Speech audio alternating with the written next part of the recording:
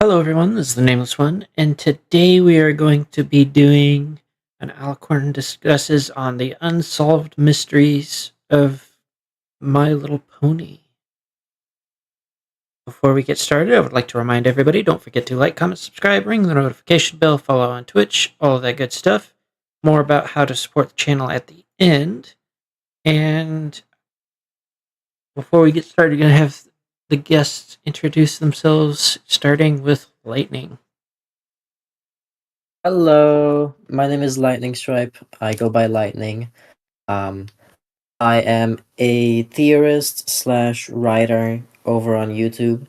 I do MLP theories, but now I mostly stick to writing stuff. Okay. Nashi. Hello there, I'm Nashi. I'm both an artist and a streamer. I purely work on Ponyworks. And I am also a very avid pony theorist, even though I don't make any content about that. So hopefully I can have a lot to add to this discussion.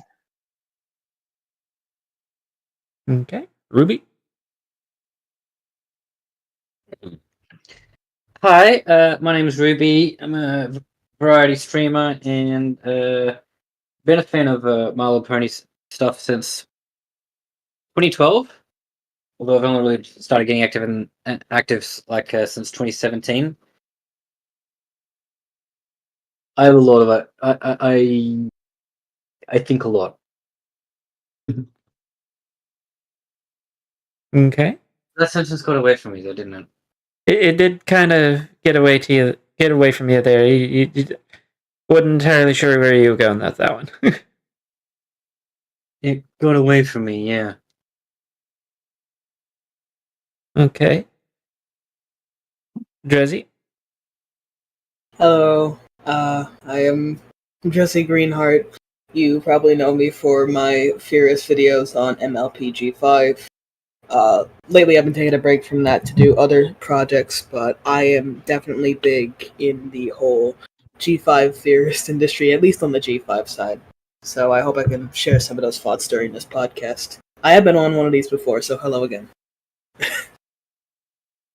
And Venture.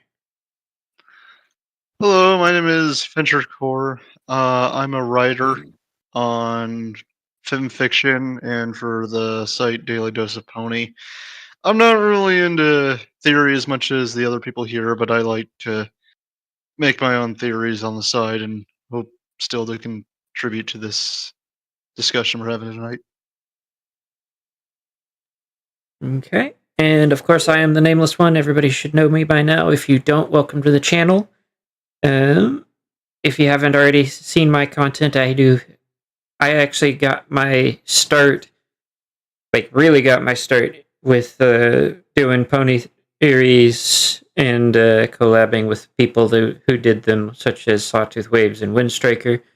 And yeah, it's been doing that for a little while now.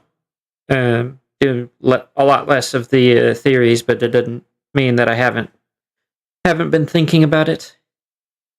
Anyways, so this is going to be more discussion based than a couple of you may be used to. So if you have something to say, feel free to chime in with it. Just try to make sure that everybody gets a chance to talk. Mm-hmm. Gotcha. But with this being unsolved mysteries, I am going to say that we are going to stick to the mystery side of things because theories can verge out of that into, the wild blue yonder. Yeah. And I think a good one to start us off with to discuss is one of my personal favorites. What happened to the real Grogar? And it kind of moves into G5 a bit with was that actually the bell that we saw at the beginning of the movie? Yeah. Yeah, those are good ones. Yeah, I have Ooh. no idea where to really start with it. But, like, I haven't done too much research on Grogar myself, so someone else could take the wheel. But I do feel like that is the real Bell, but it was, like, after Discord used it in, like, the last season. I mean, to my understanding, they did kind of just leave it laying on the ground when they left, despite the fact that, all intents and purposes, it doesn't mean that the bell's not going to do what it's supposed to do when somebody else picks it up. I True. just have always assumed that the bell might have just lost its power, given like we saw it like it was humming with magic and then just it stopped and it fell to the ground. Yeah, I mean, it's possible that it didn't have any magical power after that, but I would still honestly I would keep that somewhere locked Yeah. away for safekeeping until No. Oh, it was absolutely. verified. It's like Yeah, I not don't sitting know on- how Argyle got a hold of it. That's impressive. Yeah, not just Oh, sitting he's on some probably- random desk. Well, Yeah. unfortunately, well that's the thing. Like, did the writer did they actually put it? Did they put it in as just as an Easter egg, or does it actually mean something? I think I out of personally universe was honestly probably means- From a writing perspective, it is probably just an Easter egg. But Yeah. from Well, the perspective of a fan, that is never a good answer. So we always that is why theorists exist. Yeah. Yep. Yeah. Oh, I mean, as much as it's an Easter egg, it's also like if they were still working on G5, or any writer could just look at that and pick up on that. Easter eggs are just loose threads that no one's decided to pick up and run with yet. Mm-hmm. So, but as for the real Grogar he could still be alive, but if he's not in Tartarus, he's maybe in hiding. Maybe he doesn't have much power as he used to have. So I think that in regards to that, we were never told like where he was to begin with. Because remember, Discord impersonated him through that entire part of the season, and then Mm-hmm. with creatures that are that kind of powerful that you seal them away, they don't just die. As much as some people would like to say that, oh, he's just dead. He's old. He's dead. Mm-hmm. Nah. Yeah, I think some sort of higher being maybe killed them off if they had the power to do so. Yeah, But I and could this be high- wrong. And this higher being is named Hasbro. Well, Yeah. Fair. Hasbro be like, Um, I don't want to play with you anymore. as God. accurate as that feels, I still think that he may be trapped somewhere. Drizzy will have to correct me if I'm wrong, but my understanding with G5 is that they didn't lose all magic completely. Like there were Yeah. still things that should have been magical. It was just specifically ponies affected. Yeah, no, here's where I come in. Yeah, no, so I do really think that it was just the ponies that were affected, and some sort of magic within the world is still, being maintained somewhere. We don't know where, but that's why all the plants still grow normally without the help of ponies. Why the sun and moon are still moving without ponies' magic, without Alicorn magic. I definitely do believe that there's still some small bit of magic, but for some reason the crystals only affected the... I mean, it makes the most sense, because the crystals are supposed to represent the ponies and their magic. I really don't understand why it's all of the world's magic. I guess I get it if it's for the fact that the ponies help the world move on, but that can't be for every single part of the world, because there are different lands, different species that might do different things to keep the world going, you know? So I think for this specifically, it's for only the ponies' magic. There could be something else that's still keeping the world going, without the need of ponies. So That's what I always believe. without I getting would call that kind of. I would call that thing. I think I would give this magic a name. I'm going to call it Mavity. Mavity, Well- that's actually a cool name. so without getting too far in depth on it, there is actually a term for what you were talking about, and a lot of fantasy will call it either like the flow or the weave or stuff like that. It's essentially like, think of it like the life force of the world, and Oh. based off of what you're saying, without getting too far off into the weeds, it Yeah. sounds like the gems essentially just blocked the ability of ponies to access it. Yeah. Because we saw it is not that different than the Force. But we saw in the later seasons with Cozy Glow what happens if you completely remove all magic, like entirely remove it rather than just Blocking it. prevent access to it. Yeah, locking up certain magical abilities. I think that's what's happening here. Yeah. So in theory, especially since like powerful entities such as Grokar, even without their magic, are still going to be a pretty heavy threat because they're also intelligent. And Mhm. sometimes the worst threats are just the smart ones. Yeah. Yeah. So I So- think he could be hiding in Mount Everhoof for all we know. Well, the implication is that he was sealed away.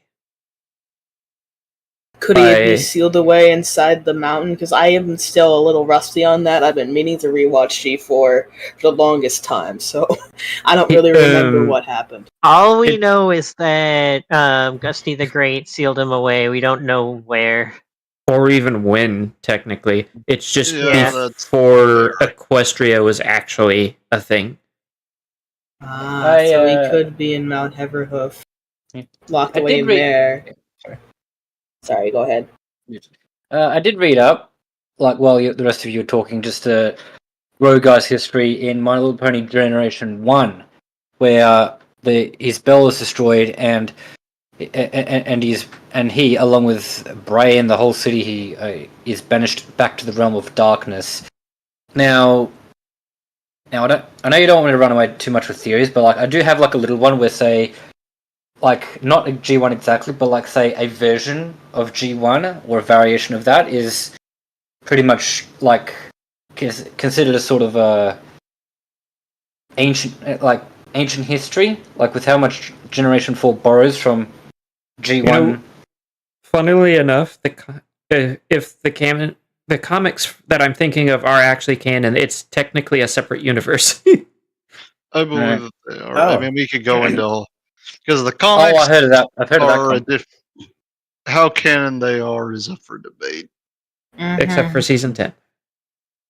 Okay, season 10, yeah, is probably canon. The others, No, I don't know. it is the writers for both the show and the comics have confirmed Is it's season 10 really considered canon? same level as the show. Yes. Yeah, season 10 is the Interesting. same level of canon as the show, whereas the rest of the comics are canon until contradicted by the show. Secondary canon. With the exception, I know of the Transformers one. Yeah, My- the Transformers one isn't canon. Yeah. Yeah, I that's need to read Really? up more on season Shame. 10 then. That would be cool if it was. I would recommend it actually. I haven't. Because It's really it good. actually answers a lot of questions that we didn't even know we had. Yeah, Yeah, I that only remember the multiple trees of harmony thing, and that's what sort of confused me. Do the season 10 comics take place like in between before Twilight like gets older and bigger? Yes. Yes. Yes. Okay, alright. Cool, good to know. So it's like Takes place between the second to last and the last episode of season 9, pretty much. I see. All right, Yeah. yeah, good. That's good to know. Honestly, I'll read up on those again. I will note that because of what Hasbro decided to do, IDW had to cut them short, and you can see it in how it's written towards the end. So just a heads up. All right. Unfortunately. Yeah, and then they did that again. They really needed to give them more room to breathe, because otherwise, Yeah. yeah. Dang. Again, Hasbro ruins everything. Indeed. Yeah. Yep. Yeah. Mm-hmm. But anyway, so do we want to continue on with this, or do we got another unsolved mystery, Nameless? Depends. Do you guys have more you want to say on this particular topic, or do we want to hop to a new one? Because I got another one for us. Oh. Yeah. Yeah, I think I'm good. Yeah, I'm good. I don't really know what else. Yeah, I think we're We can ready to move take on. the mystery Yeah. machine and cruise up to the next mystery to solve. Yeah. Okay. So this one is one that is particularly fascinating and near and dear to me, but it's kind of a two-parter. What happened to the Alicorns, and what the hell is the Will of Shades? Because G5, I know, introduces the idea of an Alicorn civilization, and G4 points to an ancient civilization and then goes, we're never going to talk about it again. I know. I am personally in the belief that there is, like, the Alicorn civilization of Skyros that doesn't exist on the Earth. It's more of like a celestial plane. And some unicorns, like, not unicorns, Alicorns, like Celestia and Luna, and even fucking Opaline, can go onto the land and help other ponies or fulfill royal duties or whatever their destiny or fate has for them. That's what I personally believe in it. I mean, in the actual show of Friendship is Magic, the Royal Sisters did explain that they've never seen an Alicorn born in Equestria. Specifically in Equestria. Yeah, they So- specify Equestria. Mm-hmm. So I do think that they were born somewhere else. And, you know, it was the first time that an Alicorn was born in Equestria. I also, I've got a few points that are gonna like kind of support what you're saying, but I also want to point out that with Equestria itself, the sisters were little fillies whenever Equestria was first founded. So Equestria didn't exist for as long as they were alive, technically. Yep, Mhm. I do know that. And even if you discount the Journal of the Two Sisters, which is, as far as I can tell, 100% still canon, you still run into the whole, like, there's plenty of proof that Equestria did not, it's not an old country. It's actually quite young in comparison to a lot of the others that we have examples of, especially Yeah. like, say, in Nubjit. Yeah. But as to the celestial plane idea, that is not, personally, that doesn't seem that far off, especially considering Yeah. the existence of Limbo. Exactly. I didn't know it wasn't really something I thought of much, but the moment you brought it up, I'm like, that actually makes so much sense. That also, if ponies, at least to some extent, understand that, well, it would also explain the propensity towards, oh, you're an Alicorn, you're in charge now. Yeah, Yeah, no. it would be the equivalent of like a friggin' ASMR in D&D coming down to the material plane going, I want to help you guys. No one's going to say no. Yeah, That does raise a I few. do believe the majority of ponies in general do see alicorns as higher beings or gods because of their looks, the ways of their The magic and reverence, whatnot. the way that they swear by Celestia. Yeah, Like literally use Celestia's name like how we use God. Yep. yeah. Oh my Yeah. I like to Celestia. switch with the two. I like to switch to the two depending on the day. Ruby, Yeah, what were you gonna say? Good. Yeah, I mean, like, just the simple fact that they come from a floating nation state like Skyros probably lends to the image of divinity that the ponies would give them. Like say, oh, they come from what literally feels like heaven. Well, the proposed idea, I think, is more along the lines of an entirely separate plane of existence, much like Limbo. Yeah, no, I definitely like. You know how Atlantis is sort of like hidden away to the rest of the world. Am I Yeah. right on that? Yeah, I do think that Skyros is the same way, where it's hidden away to the rest of the world, Oh, and so only Ruby, Yep. only like alicorns can access that land, and maybe some sort of special magic for a normal pony to just so happen to stumble upon it. so what you're proposing is a hidden city in, like, the terms of One Piece's Skypiea, rather than a separate plane of existence. Possibly, it could also be a separate plane of existence. Either way, I do believe in the existence of an Alicorn land. Rather that be a hidden world, a little hidden land in the same plane as the world, or just a different plane entirely. Well, we do know, and if I'm misremembering this, Nashi, you'll have to correct me, but as far as I'm aware, the mirror that most people just think of as the EQG mirror is actually capable of, like, swapping planes that it can travel to. I believe so, because I believe the mirror I for know the it. Crusher Girls movie and the mirror for the Reflections arc in the comics, I believe that is the same mirror, yes. Yeah, Interesting. I did not know that. and I personally believe there's more than one mirror. I believe they use the mirror more than just those two planes. So who's to say that's not how? Like, who's to say it's not ancient Alicorn artifact that allows for the travel to and from Skyros? They just don't know how to use it.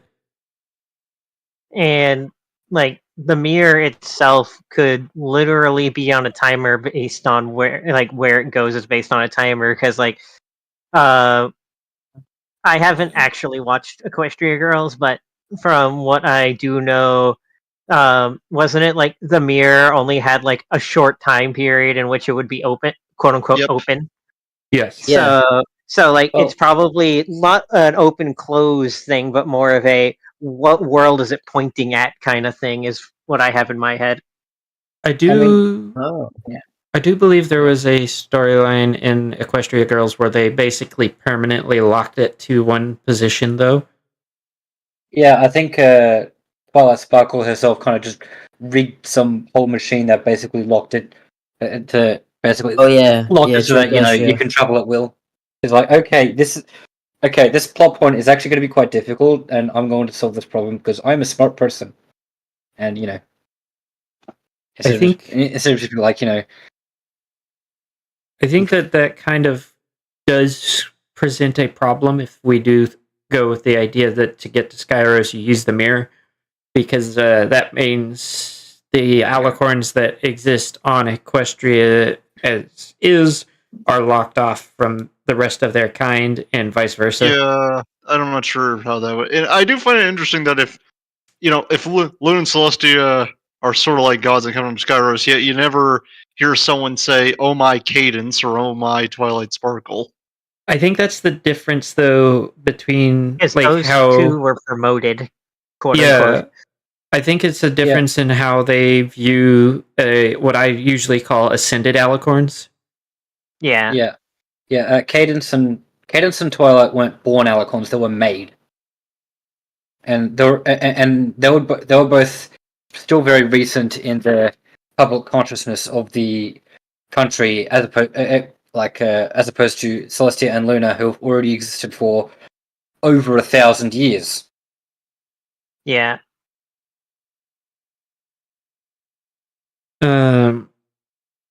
I think It would that probably be hundreds of years since G4. I wonder if before- Cadence. Go ahead. I was about to say it would probably be hundreds of years after G4 before people start using Twilight's name itself in the same way they'd use Celestia and Luna's name. Yeah, remember Yeah. Celestia's also Yeah. been there for potentially like with what's it called? Really bad napkin math. I guessed around at minimum 2,500 years, if not more. Yep, sounds about right. Yep. She's quite literally as old as Equestria. I'd go for like 2,000 years. I'd like. She's technically older Yeah. because they were really young beforehand. The founding of Equestria happened. They were named the princesses of Equestria after the raising of the sun and moon, and then ever since, one or both of them have been in control until it changed hands with Twilight. Mm-hmm. Mm-hmm. And I'm wondering, since Cadence and Twilight, and maybe to a lesser extent Flurry Heart. Flurry Heart's a bit of a, I'm not sure, but can Cadence or Twilight even access Skyros? I know that they're Alicorns, but since they're promoted, maybe they can't. I don't even know if you could say that the others could right now. Yeah, I Yeah. guess that's true. Yeah, I want to say that, Especially since it would make a lot of sense that in that idea, why roll over Equestria when you could take over a continent or city or whatever it is full of Alicorns? Because then you have more powerful tools at your disposal. And we know that Opaline seemed pretty hell-bent on taking over Equestria for some reason. Yeah, that's not so much an unsolved mystery as trying to find the purpose to begin with. I think my theory is that all the other Alicorns, even the made ones, are just as capable of accessing Skyros. It's just that the knowledge of how to do so was lost by that time, and then I think afterwards, I don't know if Skyros still even exists or is still even or is no longer there by the time that Opaline's trying to take over Equestria. Like maybe the whole reason Opaline starts trying to take over Equestria is that maybe something happened to Skyros, but I think, I don't know. Or maybe most other creatures don't even really know about it. Even the villains that try to take over Equestria, I don't think they really know about Skyros because it's that. I would say I agree with Drizzy. The main question was to be asked for those that are like after world domination, not going after Skyros, is with Opaline.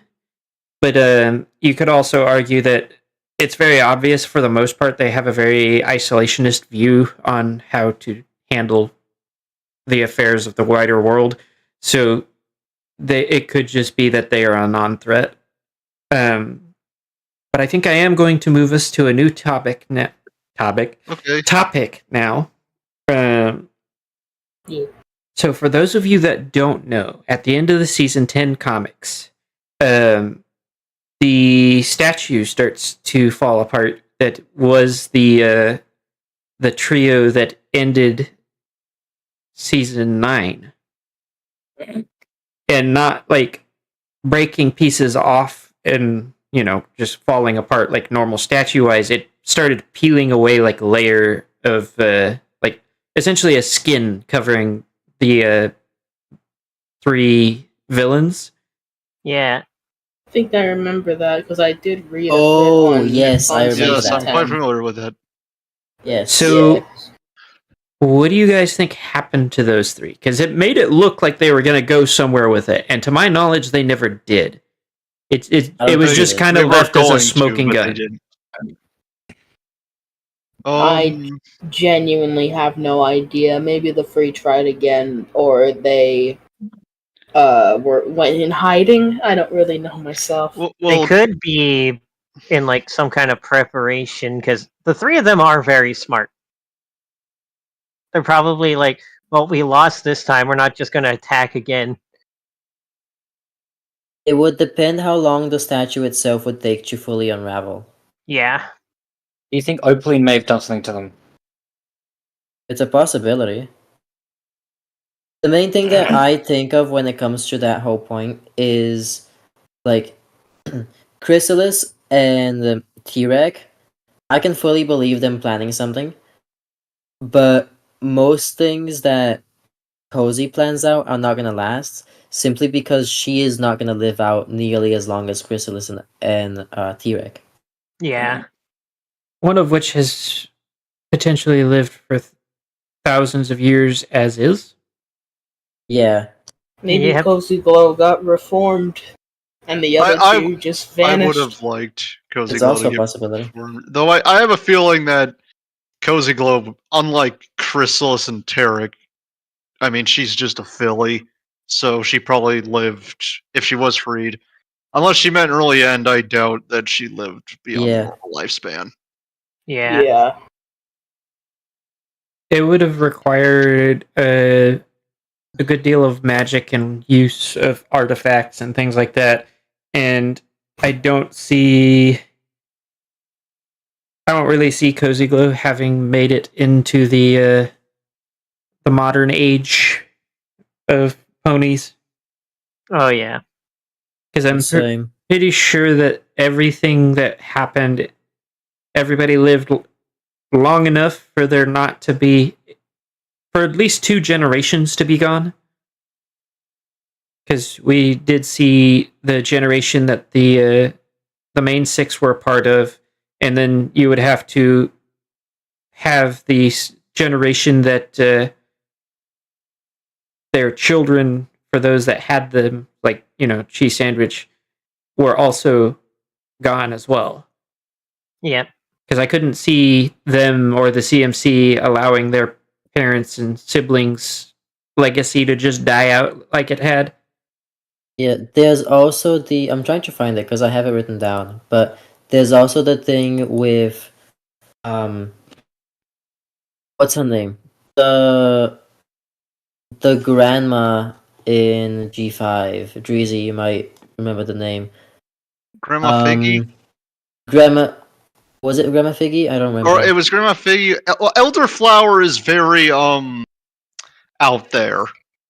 Yes, it was She's Elderflower. not really I wouldn't even really Yeah. consider that much of a reliable source. Yeah, that's the thing. Because she does, like, give not a proper number, but she does name a number of generations, and I've done the math, and it does not add up. How many generations? Yeah. I'm trying to find it, because I have it written down somewhere. Of course, is this really like she doesn't know, or is this the writers trying to cover up that they don't know? Mysteries of Elderflower. Here it is. This is one of the problems with how they attached G5 to G4. Yeah. Yeah. It's not even lot so of- much Yeah. that they didn't do it well, it's the fact that if you don't address things like this, everybody's going to look at it and poke. Yep. Yep, they are, and not in a good way. And Yeah. if you don't think about this kind of writing, then you're going to have people like me and Drizzy going, this don't make sense. Yeah. Explosion. Explosions. They say a stitch in time saves 9, but Hasbro doesn't seem to be doing too much of that with in respect to continuity. So That's So why Just when it flips pop up. comes to me and my projects, I try to think as hard as I fucking can to Yep. make sure I get things right. But I it respect hurts. It It does hurts the hurt. brain. It does hurt, but At least, Drizzy, you put planning into that. Yeah. Here it is. Oh, Yeah, but anyway, yeah, I think if I have a feeling though, I don't think Chrysalis would try to coup Thorax or anything like that if she was freed. I think she would get annihilated again. Against Thorax, it depends on whether or not the ponies get involved personally, but I don't think Thorax has the. I don't even think she would have had to fight him. I don't think he has the spine to deal with her. Hey, don't True. disrespect my man Very- Thorax. Maybe he eventually does. Maybe Yeah. I think he would have. Well, even if she like took over him, I don't think the rest of the Changeling Hive would accept her. Yeah. So I don't think now Tarek. I don't know what Tarek's up to. He could be. Maybe he got imprisoned in Tartarus again or something. I don't know. With the I mean, whole talk with Chrysalis and Thorax, we're forgetting to mention Pharynx, because there's no way that Pharynx will let her go back into the hive. Yeah, I think Ferrix Mhm. and the rest And of the. he has the spine to deal with her. 100%. Somebody pointed Yeah, out I the could real threat probably in that make one. a plot about this. About Yeah, having the Chrysalis. and also, threatening Thorax would probably get the Ember and the dragons involved. Oh, yeah. Mhm. Yep. But Yeah, yeah, I that. think. By Yeah, the way, I think they. Sorry. Josie. It's sorry. No, go ahead. Oh, I was just gonna say, I like. Well, Sombra is probably just dead. I don't think he's coming back. Yeah, considering how many times he got Yeah. annihilated. To be He fair, he had to be does brought seem. back with like a like a literal magical spell circle the last time. To be Yeah. fair to that one, he may just be like a lich, essentially, where it's just like you have to find a specific object and destroy it to destroy him in his entirety. And it could be just like waiting for some sort of catalyst for him to come back. It's like Yeah. Palpatine. You think you swat one, and then another one pops up, and it's like, oh god, here we go again. like Yeah. somehow Oh shit! Sombra Here we returned. go again. Oh shit. Yeah. But that's what Well, I. that means writing that down into the It would have been nice projects. to at Write it least. down, It write would it have been down. nice in the comics, at least for I feel like Cozy Glow could have gotten a redemption arc. The other two are irredeemable. Yeah, Chrysalis is in hiding somewhere, weak and frail, but cannot die, and Terra could just be in Tartarus again. Yeah. I mean, with Cozy Glow, I don't think I want a classic redemption for her. I think she's too good of a character for her to just be classically redeemed. She's, I mean, like, I mean, if I've you want to use her as seen- not a villain, if you want to use I've her as seen like a lot not- of. Sorry. Ah, Ah. go ahead. Go ahead. No, like if you want to like use Cozy Glow as like not a villain, you could have it more like a neutral or an anti-villain. Like instead of being classically redeemed, she's just like doesn't do as much villainy or is just like really annoying, you know. Mm. You mean I like do remember openly? seeing like a lot of fan art between Cozy Glow and Flurry Heart. So I would maybe, I have don't liked know. that. Oh Yeah. no, I had I have seen that fan art, yeah. yeah, no, I had and this is not so much a mystery or theory as like just a story idea I had, which is literally just a story with Cozy Glow and Flurry Heart, and it's just like the straight mare and the insane and the straight mare versus the crazy one, and it's just endless hijinks, I guess. Yeah. Just imagine Flurry Heart with the face that just says "Kill me now, kill me now, kill me now" every time Cozy goes up to something. Yeah. It's like, but, I mean, if Cozy Glow ever does come back, I want it to be that sort of dynamic. Because, like, Yeah. well, there's more use for her as a villain, but I think it would be more creative if it would be more creative, and you would have more options if she was instead just like a really annoying. You don't know where she kind of is, sort of supporting character, or like anti-protagonist or something. I still think Like- that they should have. This is completely to one side of this conversation, still related, but Discord shows up in the comics. I think they should have had that storyline happen in the actual show for Same. G5. I feel like it would have. Do not get Agreed. me started I on would. that. I would like to see Discord in G5, like not just in the comics, man. Okay, so I here's need I've to got see something my to see. little guy. How about you guys go first? Because I'm about to go on a rant here. So you guys go first. I mean, I got nothing. I mean, I would say, I imagine so many people would love to see Discord come back and do G5. The main thing is that, because I know in Pony Life they had Peter New play Discord instead of when they either couldn't get John Delance or Yep. decided not to pay for that. And G5 though, you could probably have brought Peter New back again, but I imagine the writers for G5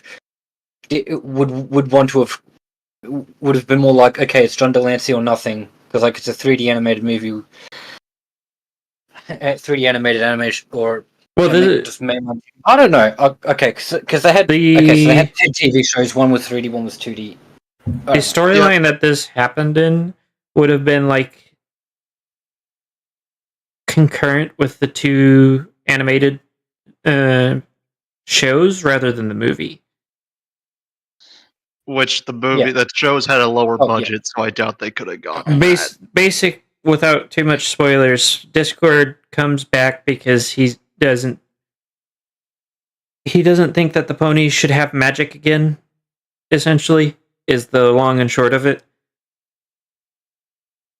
and tries to undo what the movie did, and something friendship lesson happens, and then rainbows. But yeah, You forgot to include Fluttershy.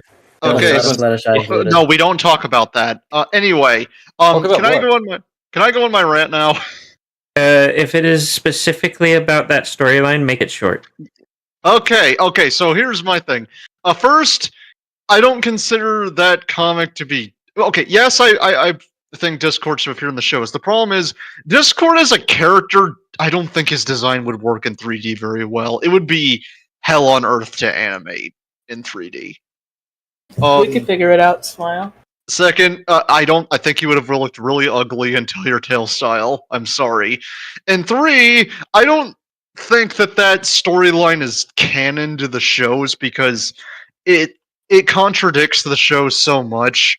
Like, they're shown living in the original Crystal Bright House design even after it was destroyed at the end of the movie. I think a character that I think is Opaline shows up, but she's shown as a unicorn instead of an alicorn, and there could have been a numerous reason for that, but I don't think they thought of that. I will point out that was just a silhouette, as far as I remember. So that could have been an alicorn. Just you just saw an outline. How are you supposed to see closed wings on an outline, especially wearing robes?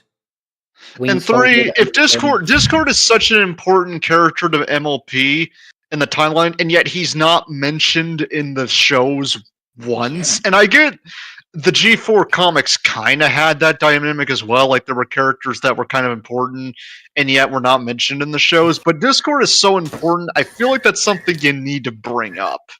And yet it wasn't at all. I think that...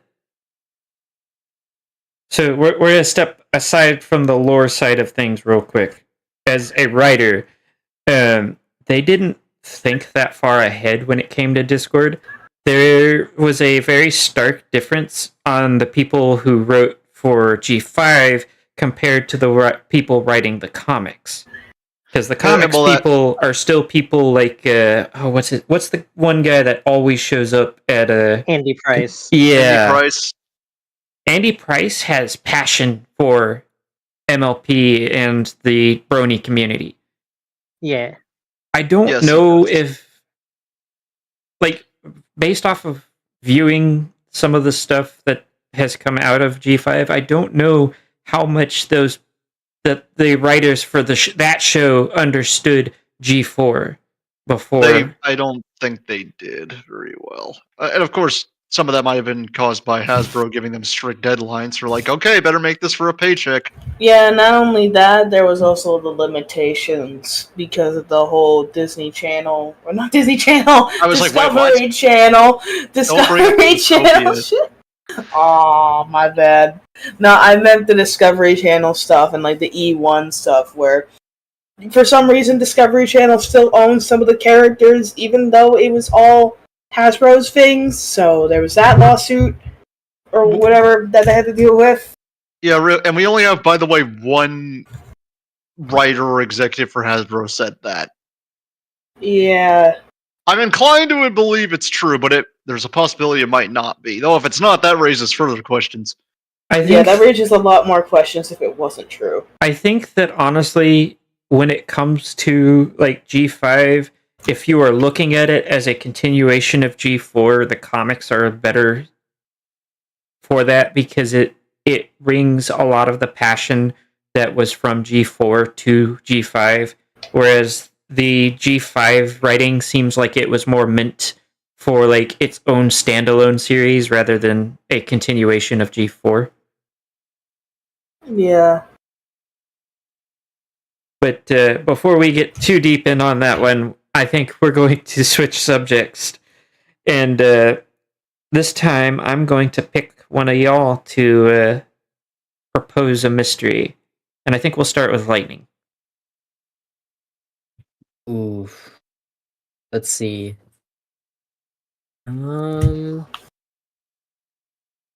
You took my favorite ones. I gotta do some searching. You're fine.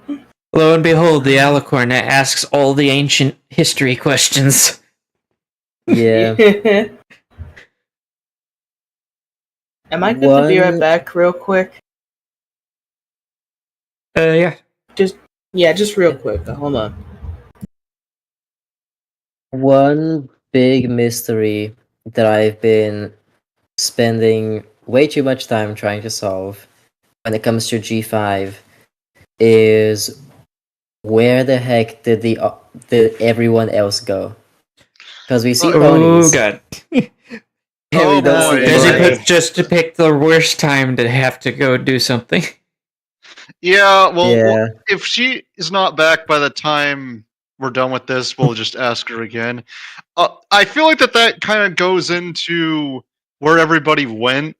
That's a mixture of animation limitations, like they couldn't animate a bunch of more ponies, That makes and sense as well, yeah. and also writing that they didn't know. Because like, did everyone just wither over and die? Because there's actually not many, except for Zephyr Heights. There's actually not that many ponies in Maritime Bay and Bridlewood. See, my issue with that answer, though, with like that still doesn't account for the zebra and the Kirin, because Yeah, it both does of not. those. And Where that did they go? ponies, I have a very, I have a very special irk against them leaving at the bats. Oh man, we almost got bat ponies. That would have been awesome. Yeah, where did everybody go? Because Yeah. if you look at it from like, and this is somebody with very little experience, but in theory, all you need to do is add a texture to the back, change the tail and horn of a unicorn, and you've got a Kirin. Add some stripes to an earth pony, you got a zebra. Yeah, you'd think that You can just would. swap Maybe out they the wing couldn't. models for a bat pone from a Pegasus. Yeah, well, you could probably do. I mean, you could do all these things in Blender as well, and maybe they just didn't. Maybe they were planning, they just didn't have time, or Maybe I should. maybe they just didn't know how to stick them in. Maybe I should. Maybe. Type 1 in chat if you want me to do that. Type 1 in chat if you want me to do that. Do what? Ah, okay. Oh, thanks, Hellope. Say no more. There is actually, I believe there is a zebra in the comics, but we don't see them in the show at all. Is there? Yeah, I there's one, and I stopped collecting them. I did Oh. too, but I threw all mine out. In retrospect, maybe I should have sold them, but It's actually Zakora, but spelled with an X. It's totally not the same Zakora. What are you talking about? This one has a mustache. Hi, I'm back. What did I miss? Oh, Drezzy, good, you're back. We're discussing where all the races went in G5. What did everyone else Oh, play? are we talking about the other species too? Yes. Well, Kieran's, zebras, where did they all go? I personally Changelings. believe they all went back to their homeland after the literal destruction of Equestria thanks to Opaline. That's what I personally believe. Yeah. They all decided to just literally retreat back to their hometowns and have never spoken about Equestria since. That's what I believe. They have their own towns running, their own cities, their own magic. They're all just separated from Equestria ever since Opaline took it over. I have a similar theory. Yeah, that's along the lines of what I was thinking. I was thinking more so like since the fall of Equestria, I imagine. If you're wondering, there's not as many unicorns, Pegasi, or Earth ponies around, it's probably the fact that in G5, the most we've ever seen of those 3 towns is not actually. That may not be all the ponies you see. Maybe there are more towns further out, but that they've all lost contact. Maybe Manhattan still exists. There you go. Yeah, the other cities of ponies still around. Those are just the main 3 that contain the crystals. Yeah, Manhattan could still be around, but like say, maybe a lot less advanced now, or maybe just a lot of technology, or maybe it's who knows. Maybe Like, Las Vegas is still around. Yeah. It could quite simply just be a fact that the answer could quite just be as simple as after the fall of Equestria, lots of these communities and towns have lost contact with each other and have mostly gone their own way. Just they've developed city-states, I guess. Or just isolated, just city-states, communities, and there's not as much. There's basically very, very little interstate commerce or communication nowadays. Yeah, that is very true. it does seem like it would make a lot more sense than there just aren't any, which is basically what is like. It's the implication that the show writers give. Not true. Well, I had a feeling they implied that because they didn't have time to make other locations. They also make be like Equestria just feel really fucking tiny. They really do. they That's do. something I didn't like at all. I mean, Yeah. maybe because it is. Maybe the extent of what Equestria is in G5 is just a lot less. Like a lot.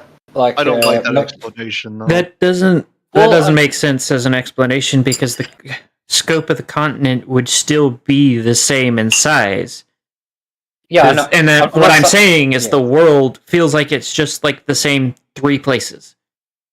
Like they don't push beyond that, to my knowledge, even in the show.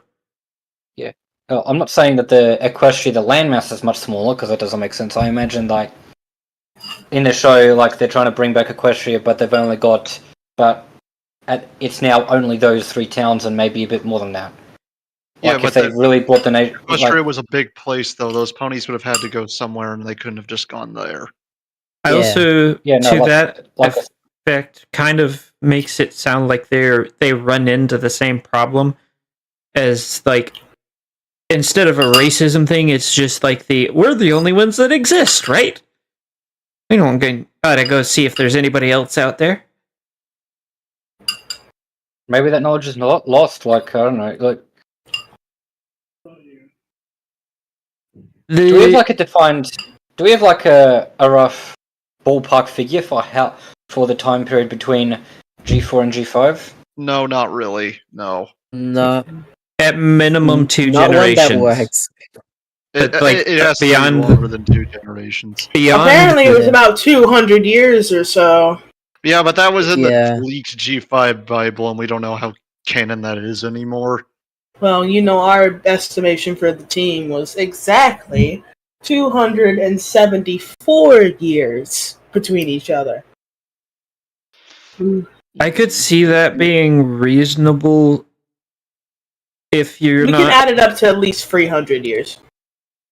Yeah, like, I can see that being a reasonable amount of time given even the G4 pony's propensity for, like, oh yeah, thing happened in past.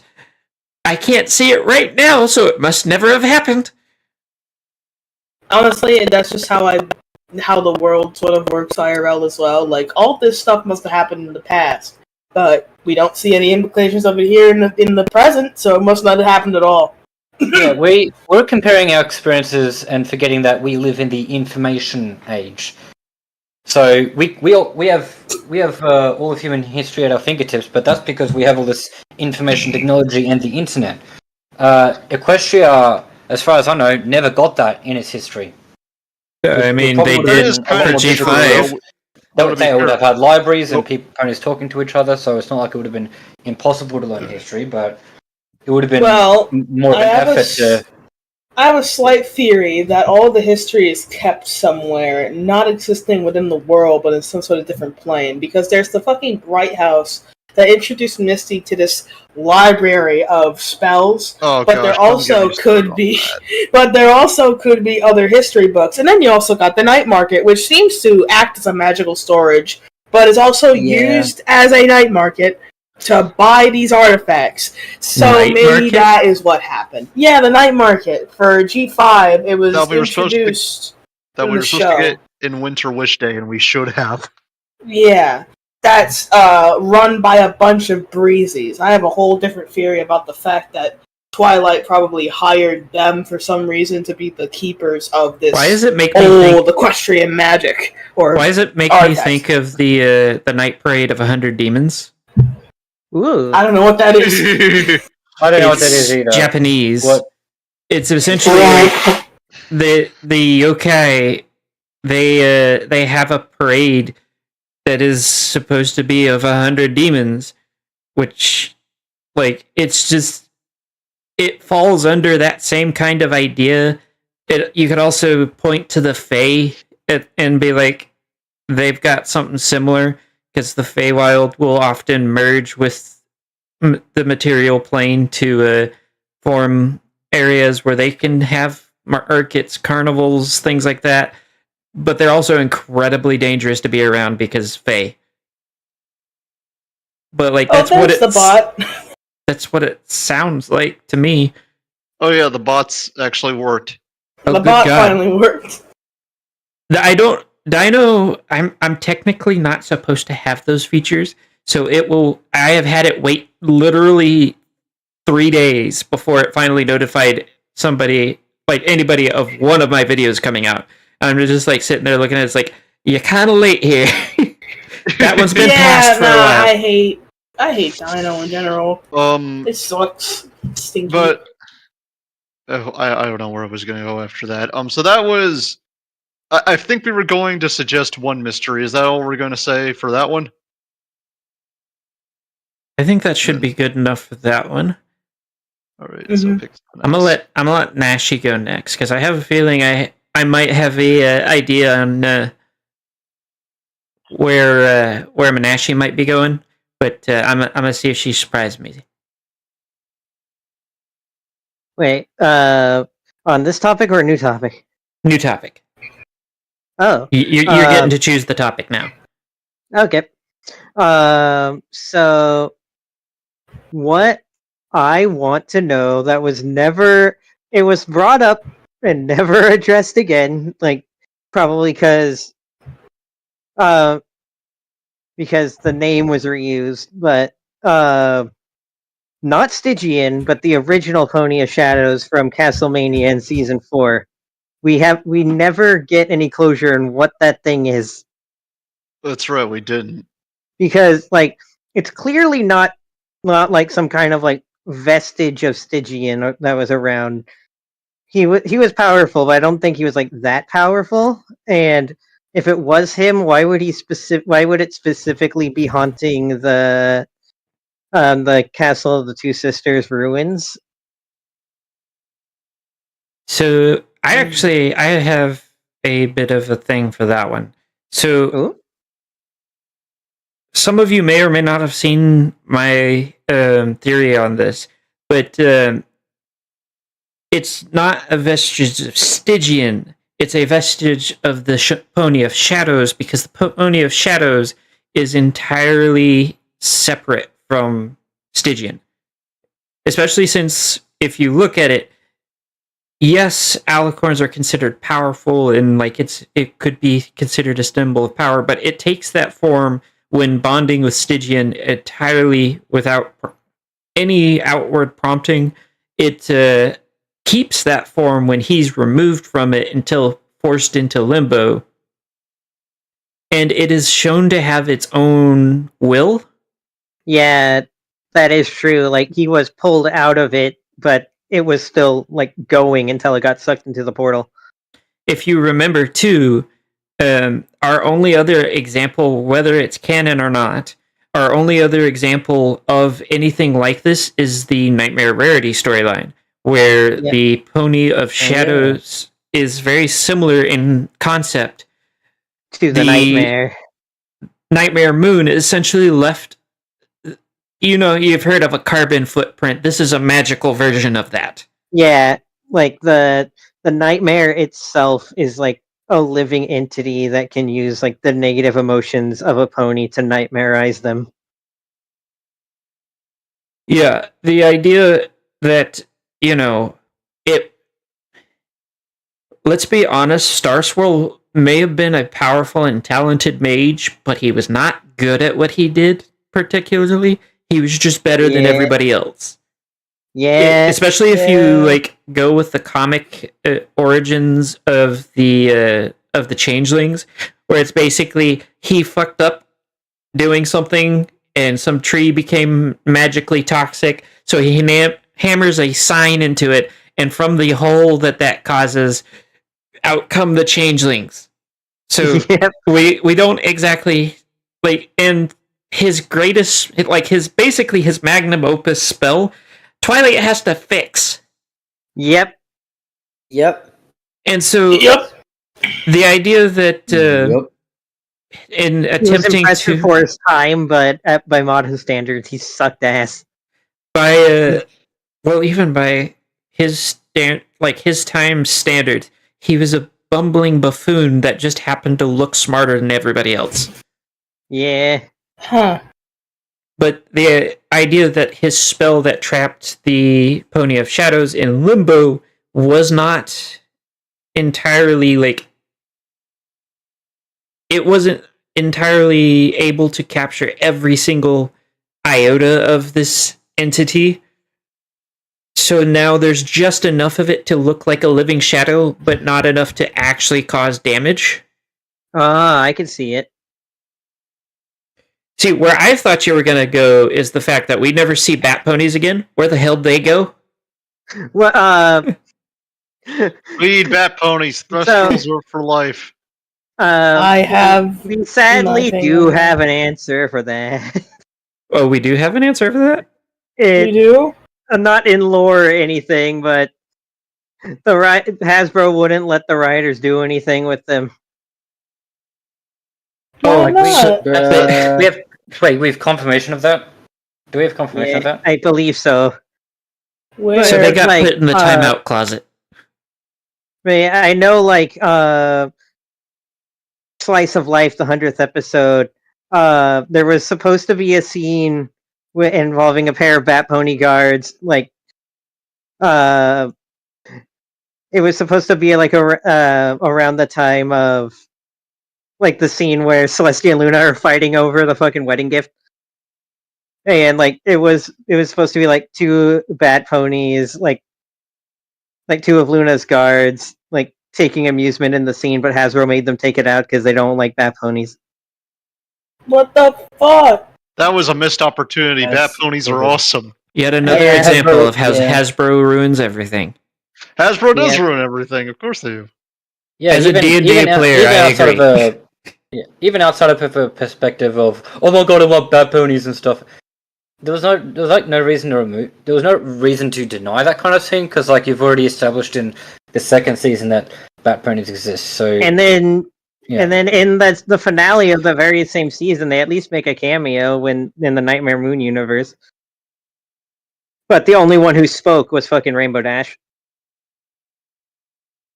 That makes me so sad. They got put in the timeout closet. No. Rip. and they could have gotten them back, but we didn't. This is why we can't have nice things. Anyway, Hasbro. Fuck Hasbro. Hasbro is Like- why nobody can have nice things. Agreed. Magic the Gathering I'm players, looking- I'd argue D&D players, Disney's responsible for that bronies. as well.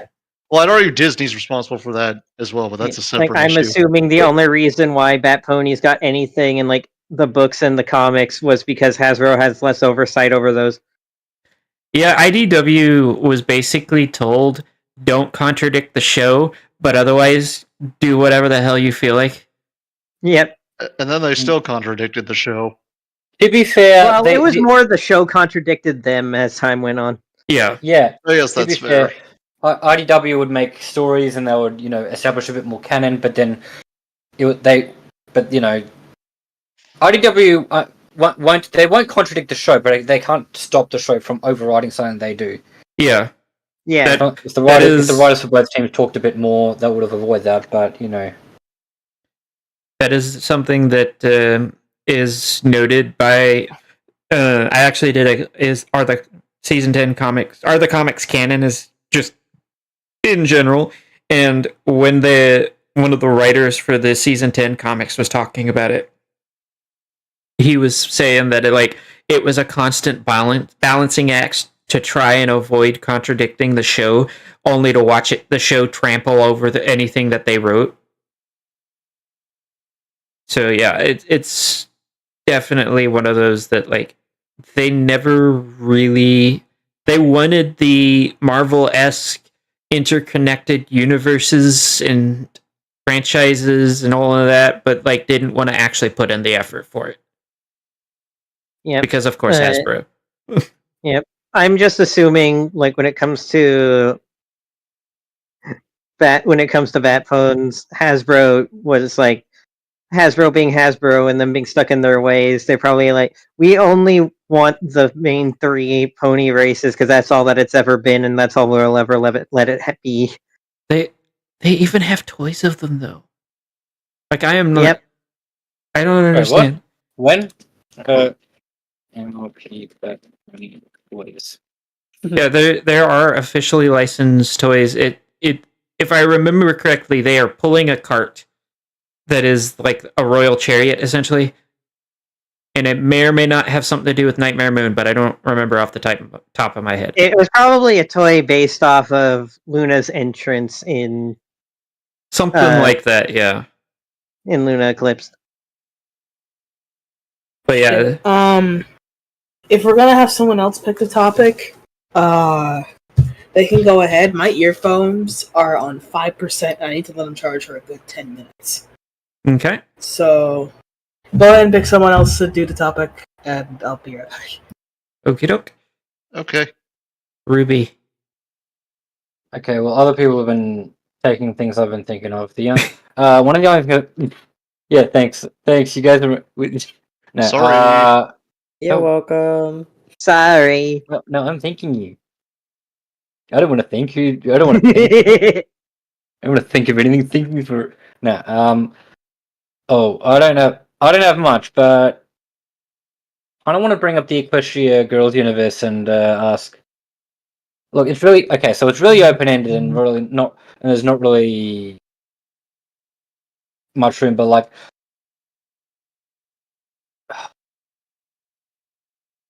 I want to ask, what would happen to that world in the era of G5? But then I realized probably the most likely answer would just be really boring, which would just be the fact that I guess it just moves on. It just happens.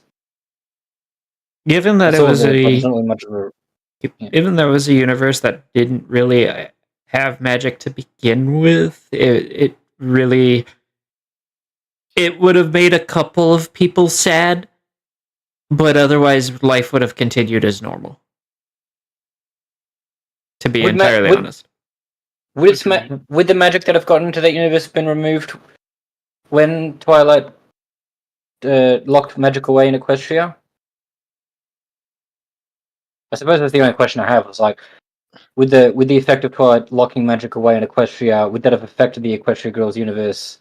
I don't think Or it not. would have. Based off of the way that they were portraying it, that the magic is kind of sourced from Equestria.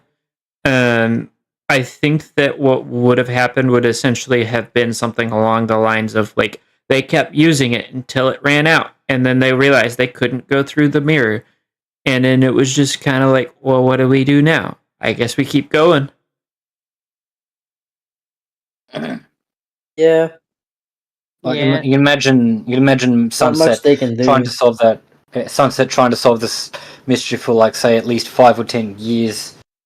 Like she'd be a lot more dedicated than the rest of them because like this is literally her home that she's come from. But then she eventually, I guess, sadly slowly gives up at some point. Yeah, because Well, essentially it even happened during her lifetime. she would essentially need to invent dimensional travel on a plane of existence that, based off of looking at it, is roughly around the same tech level as our actual plane of existence. So that means that in order to be able to do that, she would need to advance technology leaps and bounds to do it with science. Yeah, And or at least it wouldn't happen in her lifetime.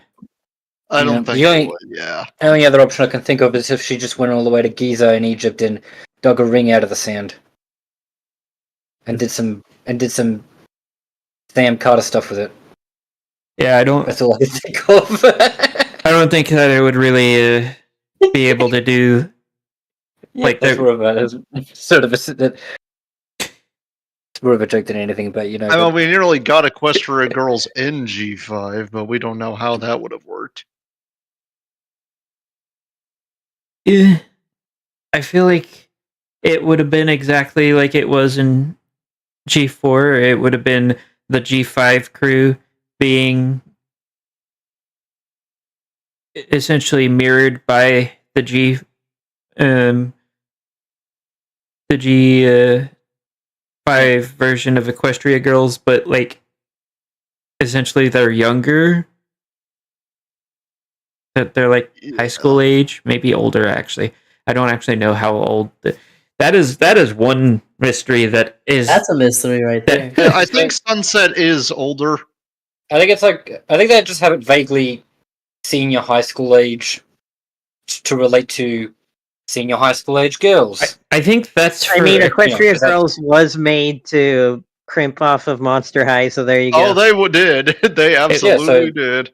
But the thing that every brony theorist sinks their teeth into eventually is how old are the main six in not Equestria Girls, but the actual MLP Friendship is Magic. I mean, they have to be adults, given the fact that the majority of them have paid jobs or own businesses. or own businesses. Oh, Yeah. If we consider the comics secondary canon, in that it's canon unless contradicted by the show, then all the main six are at least 20 years old. Yep. Because one of the comics it explicitly goes 20 years into the past and says, well, there were babies at that time. Yep. So we know all six of them are at least 20 I years think old. I know which one you're talking about. It's got the Yeah. all the they're in memes their of them 20s, looking and at each Fluttershy's other. a year older than Pinky. We know that. Yeah. Yeah. Yeah, that makes that comic has just made it so that all of those videos are either wrong or right depending on who you ask. Yeah. Because I know that was one. I don't remember if I actually ever tackled it, but that was one that I saw every theorist had at one point or another tried to put their hat in the ring. Right. Yeah, I don't want anyone to like continue the topic I'm about to open just because I hate the topic, but I wanted to make a joke that maybe whoever wrote the comic was just like, okay, they opened up mail after mail and it's all just can I make porn of this person? Is that okay? And then they just wrote the comic and said, okay, they're at least 20 years old. Shut the fuck up. Stop messaging me, dumb cunts. Wouldn't that be a plot? Fuck off. Oh my I god. mean, it wasn't gonna stop anybody anyways. It's the internet. Yeah, of course Yeah. it wouldn't. I know. Anyway, anything else on that topic? Venture, Just we're gonna enough- let you pick a topic now. Oh, me? Oh, jeez. I've been so. Oh Lord, I gotta think of one. We're all looking at you now. Yeah, I can. We're all looking at you. Everybody yeah, no everyone is pressure. stare menacingly. Okay, I got. Anytime now. Come on. God dang, gosh darn it. Okay. Okay. Oh jeez. Okay. Oh, I got one. Well, this one has been solved and yet hasn't been solved at the same time. So, are you guys familiar with the Nightmare Rarity arc? Yeah. Oh, I In the love the comics. Nightmare Rarity arc. Okay. Do you believe the Nightmare is an actual entity like they show in the comics, or do you believe that it's specific to Luna and it came about because due to how angry she was? I always prefer to believe that it's an entity, like it's some kind, Yeah. almost like a magical parasite that feeds off of off of the corruption it spreads. Oh, I. That's a can of worms for me. We may be here a while. Oh boy. Oh, good. Because I mean, good. Because I got like this topic. I totally forgot to bring this one up. So thank you, Venture. You're welcome. Fun fact. Fun fact. I've actually read a few fan fictions that touch upon this. One portrayed this parasitic entity as some actually benign entity that sought Luna out and tried to comfort her pain, but the result of the union of that two ended up being this angry, vengeful being. And then after the Nightmare Moon was cured and went back into Luna, this entity leaves again, is apparently sad about how it all went out. I read this fanfic years ago, so I have no idea how to look for it again. The other fanfic I read that actually answered that question is, funny enough, Fallout Equestria. Where on the one hand it makes up this new mineral called star metal that comes from the moon, which is apparently what allegedly corrupted Princess Luna, and then on the other hand, it gives a motivation for the war between Equestria and the Zebra Nation in Fallout Equestria. The motivation to basically to go out of control and end up in whatever, in Fallout or whatever. But no, it just in that just to focus on the fanfic on the topic at hand. That one also pretty much attributes Nightmare Moon to Luna coming into contact with some sort of a special magical mineral that she becomes corrupt with. I like the idea that it's either an external force or at least something external that Princess Luna took into herself, and that's what became Nightmare Moon. Partially because in terms of, if you want to write more stories about the place, that's a loose thread you could really tug on and weave something insane with. Before I get started, Lightning, do you have something you would like to say to this topic? I think everyone's covered it. Okay, hi. Yeah, sorry if I've been quiet. I'm just really tired today. It's all good. It's fine. Anyway, I'm back. Hi. Hello, welcome back. So, Welcome back. when it comes to this particular topic, this is one that is particularly interesting to me as a haver of an Alicorn OC. And the idea that a nightmare form is something that isn't just a Luna thing. Okay, no, wait. What were we discussing beforehand? It was one I posed. I asked, is the Nightmare an entity like it possesses rarity in the comics, or did it specifically did it just appear in Nightmare Moon due to all the anger Luna felt? Yeah, to summarize, is Nightmare Moon specifically an alternate form of Luna, or is it the result of a separate entity that, say, also infects Nightmare Rarity and can infect anyone else? Yes. I think it's actually explained in the Game Loft games, weirdly enough, but I don't know how canon that is. But I saw a Quantum Hypolysis video on the fact that this nightmare thing spreads to the other main six. This is actually a video I've done twice.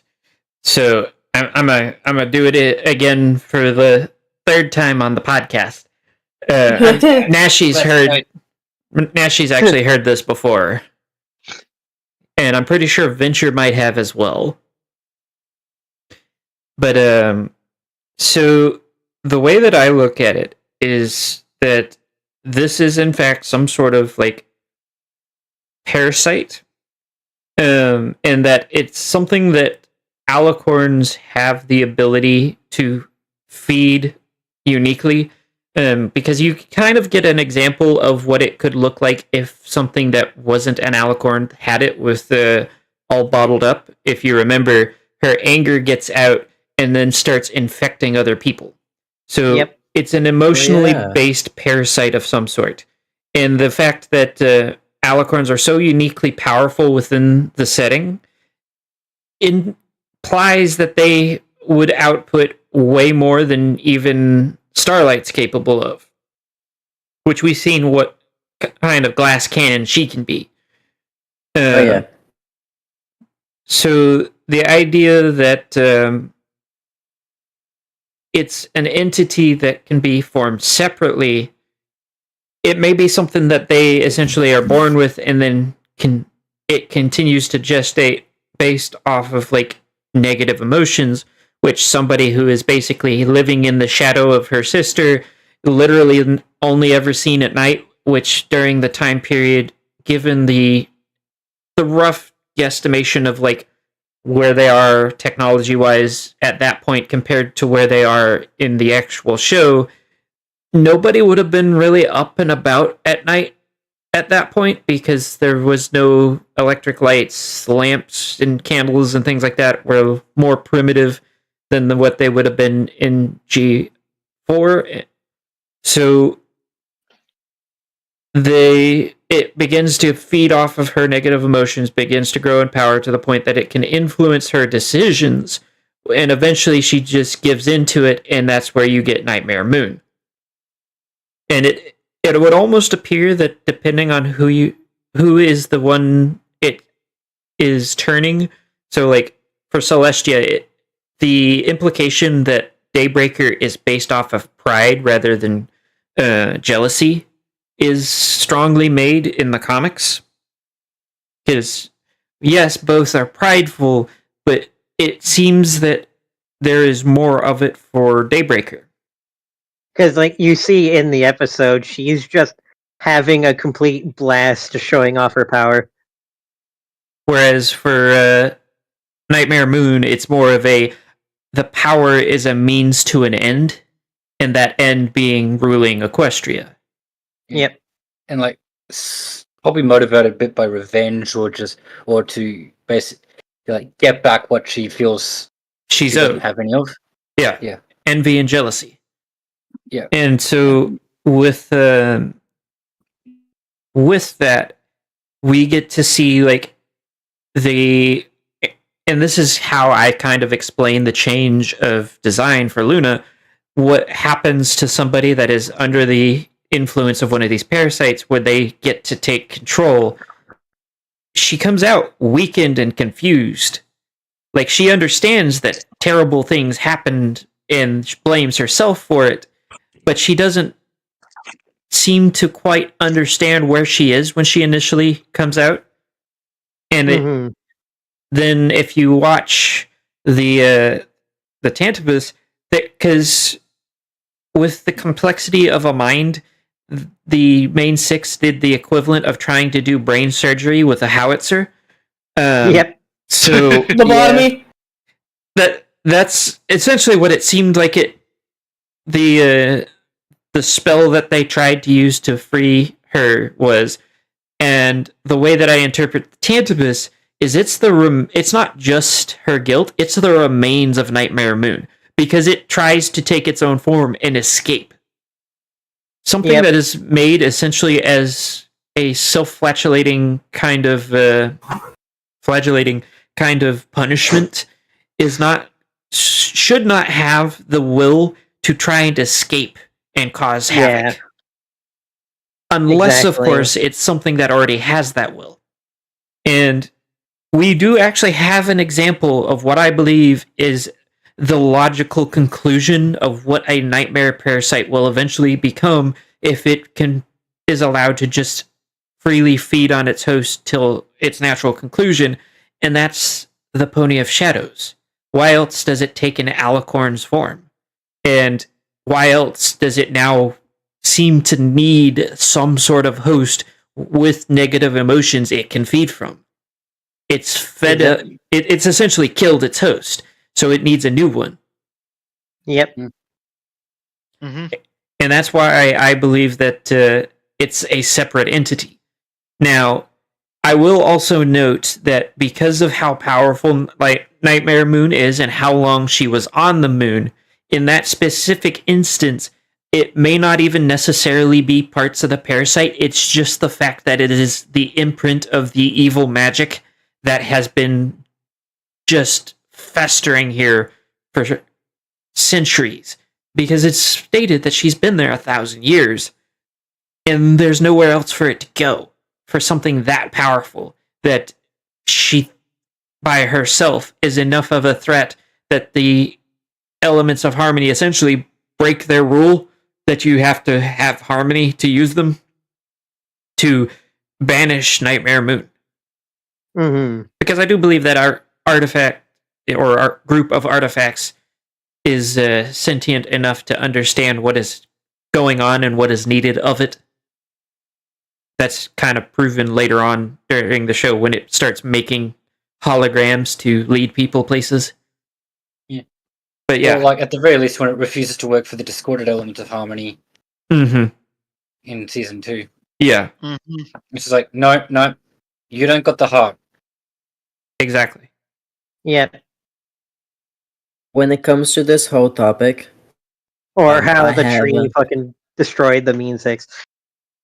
oh yeah. When it comes to the whole is it an entity or not? My headcanon is that it is its own entity. However, I've never really explored it as unlike anything else. I haven't actually gotten the chance to explore it, this nightmare entity, as something that the show would put out. I've always seen it as something that's like, oh, I can make a fan fiction out of this. That's the way that I've been seeing it. I would also note Fair. that depending on Yeah. who you talk to on what Sombra actually is, there is an argument to be made for those who don't believe in the Umbrum that the actual form that he takes is because he is given into a nightmare parasite similar to what would have potentially happened to Starlight if the emotion was not allowed to be expressed properly. So it's essentially the moral of the story of the nightmare parasite is self-care. Yeah, pretty much. Yeah. If you want to explain it badly, yeah. Well, it's Take care of yourself or you're gonna get an emotional parasite. Yep, you are, and Yes. potentially destroy the world. may as well take Yep. may as well take on a parasite and try and take over the entire country instead of going to therapy. SMH. Yeah. Damn, I think that is actually pretty telling. Partner friends come over like elements of harmony form therapy beam. Fuck you. Therapy. Go to therapy. I mean, that's essentially what they used to calm Luna down to the point that the Tantabus didn't, Yeah. break free. This is- So the idea that the positive effect of letting those emotions go is enough to weaken that parasite to the point that it's no longer powerful enough That's to. right. Yeah. It's Luna, Yeah. Luna comes out and is like, I made this Tantabus to hurt me, now it's escaped, and 12's like, what did I fucking say? Do you even read my friendship reports? Yeah. Okay. So we're going to go ahead and let Drezzy go next, suggesting a topic. So that way we don't run too late. Yeah. I had this one in mind for a while, and I hope it still holds up as a good theory. what the hell happened to the intro book? You know, the book full of all the lore, the book you see in literally every intro of the show, like the main intro of the show, and like at the very end, what happened to that? The book, yeah. I'm sorry. I'm really sorry. I thought that was a cake. What? What? What? Excuse me? Huh? I thought that was a cake. You know, when Q says something like "eat any good books lately," I took that literally. Oh my. My answer to that is it was probably published into a bestseller, and then all those copies got incinerated the moment opening showed up. The implication. You know what? Fair enough. The implication is that it is a combination of like it is the Diary of the Two Sisters and the Harmony book that the main six wrote. Like is the implication. So it is both of those books, which you can. Ironically enough, Hasbro has put that out as a combined book. The intro book? Well, the Diary of the Two Sisters and the I forget what. You know, but I'm talking about the actual intro book that shows up in like every intro. You know, the cover matches the Diary of the Two Sisters. Yeah. And I see. They continued the Diary of the Two Sisters as part of their like little harmony book that they wrote together. So didn't they also bring it up? Didn't the sisters also bring it up to show when they were first introducing Tyrek? Like in the show, didn't they bring it up like that? They used the same art style that was used for in the book, so it may just be a common art style for books from that general era, maybe. But I don't think they use the exact same book. I see.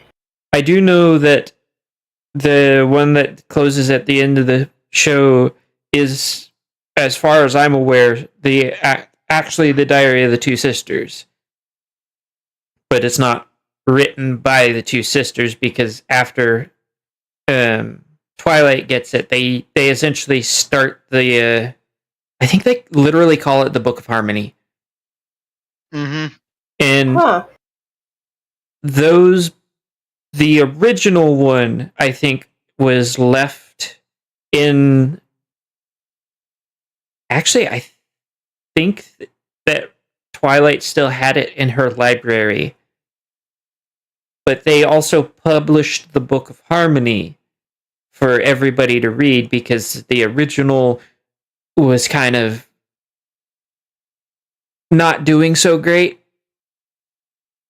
And in parts illegible because Fluttershy seemed to think that she needed to only take up the space of a postage stamp. So it does beg the question where all of those books went, because those are the teachings of the elements of harmony and the two sisters together. Yeah, I had a thought of this for a while. Opaline basically did the destruction of library of Nalanda is how it's pronounced. Basically burning down any sort of past history during her ruling of Equestria in those moments. I definitely do think she did something like that. I mean, okay, but it's not possible she could have gotten every single book, though. Well, maybe not every single book. Again, that's why I put the theory out there of that. It's very obvious that remaining books. It's very obvious that she didn't because of the fact that the story of the main six still existed, but it was misunderstood. It also seemed like Argyle and Sunny were kind of oddities when it came to their interest in history.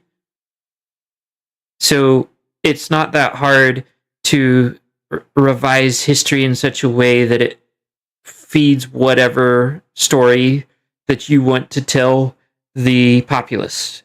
Because a populace that's afraid to go outside is much easier to control than one that questions everything. True. Fair. And could have, like, historical revisionism could have affected the majority of the people that you see in G5. and based off of like the movie, it's a lot more comfortable for the Earth ponies to be afraid of anything out there that isn't Earth pony, because they've built a booming industry around it. Yep. Fair. Just like the Pegasus and the unicorns. Unicorns have built superstitions around it. The Pegasus kind of just don't care by the looks of it. Yeah. So what's the point of revolutionizing this idea that, they're not evil monsters when comfortable right now is everything outside of where we are is evil and terrifying. We don't go exploring. Yeah. Fair enough. Yeah, I mean, I still I have a feeling that after, the crystals were reunited and the magic was reintroduced, well, the pony magic was, I would imagine that perhaps more copies of the journal were maybe put into circulation. It depends on whether or not they had a journal left over to copy. I think that they did. I think Sunny probably did or would have gotten one. I think there were ones that could have been found afterwards, but I don't know if they had the proper journal itself. It also depends on like how. Probably not the proper journal, not probably the original, but they probably had a copy. It also depends on like how thorough Opaline actually was when she was sowing dissent between the ponies. Because that would be one of the first things, if I was in Opaline's position, one of the first things that I would want to do is remove essentially what would be the worst thing for a campaign to divide the ponies. I would want to remove all of the things that would potentially be the easiest way for them to go, oh, this is a dumb idea. Because Yeah. there aren't ponies as a group, just like humans as a group, don't tend to think very logically sometimes. Yeah. They Yep. don't, although, I don't know. I mean, I've got issues with Opaline's whole plan being kind of dumb. Yeah, but like, then would it still work because of this? I mean, if you look at G4's bridal gossip episode, a zebra walks into town and and Ponyville's just like,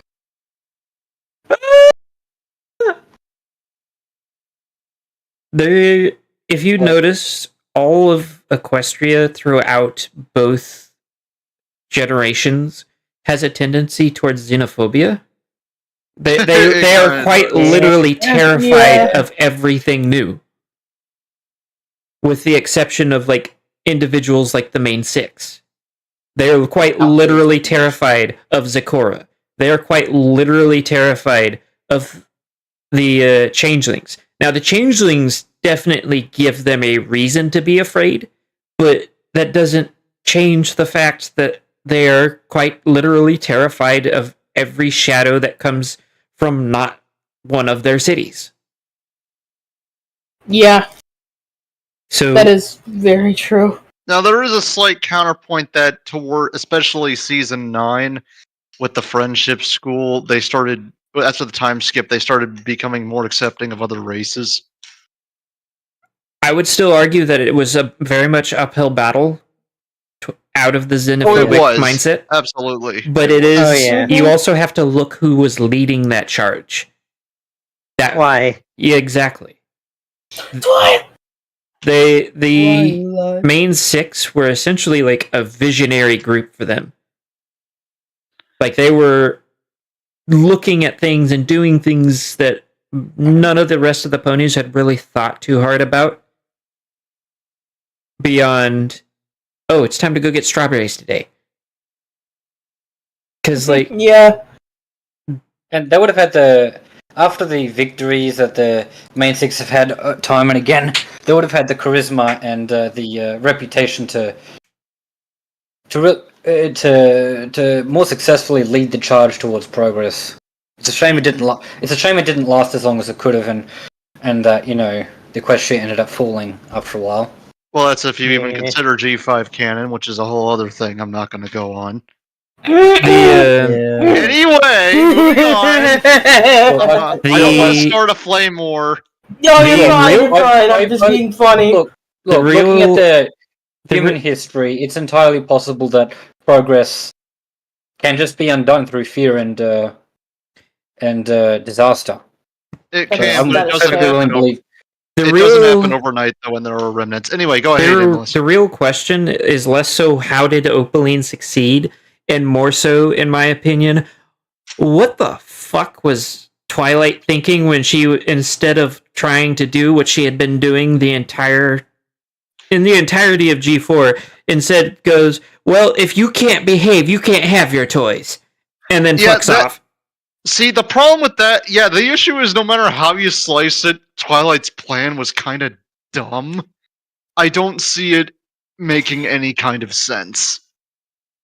For me, I feel like she tried with Opaline, but considering how, prideful and, rebellious Opaline was, or resilient, I guess was the word, towards the idea, Twilight sorta didn't have a fucking choice because of how powerful Opaline has become over the course of her absence. I know she could have probably went after the sisters, but that's 2-on-1, and she was still weak.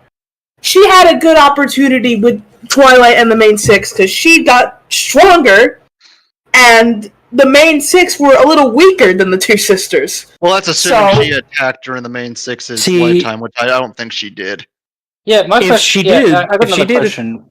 If she did attack the main, or attack Will during the main six's lifetime, that's no less than 4 hero groups that they could have gotten in contact with.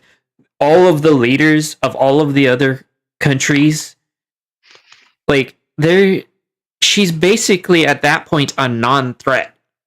Exactly. And that's why I don't... And especially how Opaline's, even when she's powered up and mature, And if you don't- doesn't do much. If you don't understand what I mean by 4 hero groups, you have the main 6, the student 6, the Pillars of Equestria, and the 2 sisters.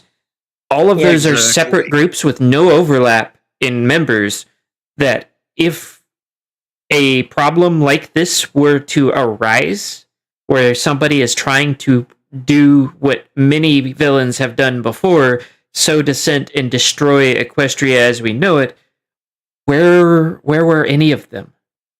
Exactly. And that... Man, I I can't mean, dig deep Opaline- into it. That's Opaline why- could have waited, because we know that Opaline could have struck at a time when, say for example, the main 6 passed away naturally, and it was just Twilight. The student 6 had gone somewhere else, she could have. She could have worked on a much longer time scale than I suppose any of the other villains in G4 had that showed up. I personally can't get into it, but I have it written down in my own little Bible of what happened, but Yeah, I mean, basically the Cliff main... notes? You got the cliff notes, What? like the quick summary of it. Basically, I just feel like Opaline was more powerful than we thought. That's all I can really put it as. Well, we And- didn't get that in the show, but basically all this could have been as you've said, Nana, all this could have been resolved if G5 was its own little universe. Even if they had shown her to be more insidious than she actually is shown, because I've seen clips of what she's tried to do and heard the stories of what she tried to do during the course of the show, and I'm just like, you're basically a joke. Exactly. Dr. Yeah. Doofenshmirtz In the would have show, more she's a threat than joke. you. Yeah, okay. Yeah, Yes, no, what old age for what does I one have happen? written down, Opaline will be much less of a joke. I'm going to actually make her threatening. Like, That- legitimately threatening and not a fucking pathetic joke of a villain. The comics did that and accidentally make the original telling on the G5 show of like what she wants to do and how she's doing it look absolutely just terrible compared to like the comic version, because the comic version is the one that I remember initially hearing about her causing the collapse of Equestria. Yeah, and we don't know how true that is now. But it's just Yeah. it's just one of those like they made a villain that just wasn't a threat. Exactly. Mm-hmm. She's not Well, at all. yeah. I like to think that, you know, Opaline was more powerful and more insidious and more tricky, but then maybe Twilight's plan of taking magic away, it's also somehow weakened Opaline to the point where she wasn't much of a threat afterwards, and then I I don't reckon really maybe buy old that age. excuse, Ruby. Oh, no. I'm And then sorry. afterwards, old age happened enough that she's now arguing that it's a lighthouse and not a bright house. The Okay, Yeah. I'm sorry. I don't buy that at all. I think that's the writers couldn't make her threatening. yeah, because like the power level isn't the problem. Because as far as like villains go, Cozy Glow was one of their most threatening villains, and she really didn't have a lot of power until way late in her plan. What she had in Yep. spades was intelligence and cunning. And Opaline showed none of that, really. She couldn't even kidnap a baby. Yeah. Yes. Yeah, Yeah. she didn't The at thing is all. that the baby knows I that think it's that- called bright house. All right. I'm gonna Alright, hold add on. this to the thing. Maybe the fact that she was claimed to be so pathetic in Skyros is what drove her to the point of fucking madness. I'm gonna keep that in mind. I mean, Perhaps. I see her Opaline story. has a Who here has seen Meet the Robinsons? I have. Me. It's I an okay see- film. I feel like I it could have see- done better. I see It's a childhood Opaline. show for me, or a childhood Yeah. movie. I see Opaline as Goop. Yes, exactly. Yeah. I saw the see movie ages ago and forgot most of it. I just remember that the time travel mechanic is just I don't So- like it. It's So, just like- what I mean by that, Ruby, and for those of you in the audience that don't know the show, Goob is the main villain. Originally he gets called the bowler hat guy, and essentially he makes his own life miserable. Everybody's like trying to be friendly to him, and he's just like, everybody hates me. Even though like it literally shows in the movie, people are like, "Hey, how you doing? Hey, you want to come hang out?" And he's just like, Yeah. because he missed a catch because he was tired. Nobody hated him. It didn't ruin his life. He did, and that's what I Yeah. see as like the two sisters may not have even really acknowledged her existence, even though if I remember correctly, she basically says that they hated her. It may have just been all her delusion. I don't. Yeah. Completely And that's what I one-sided like to hatred. believe. I think that's pretty good writing if they, expressed on that more. Unfortunately, they didn't. Of course. Mm, Basically, but sorry. by the way, I do want to preface that I don't think G5 being a sequel to G4 was a bad idea inherently. I just think that they did not execute it well. Yeah, no, it was Yeah. terribly executed. We blame this on Cox. Hasbro CEO. It really feels like how you guys are saying, like Opaline was a pathetic villain to the point of not being able to kidnap a baby. Which is like, I haven't seen G5, so I'll take your word on that. But from what you guys have said, it really feels like Hasbro was like, "All right, you're not allowed to do anything. You're not allowed to do anything serious anymore." Yeah, Yeah, and, they really wanted to make a Saturday cartoon villain. They did. And I hope, by the way, assuming Hasbro is working on G6 that they take their time with it and actually make it good, but they probably won't.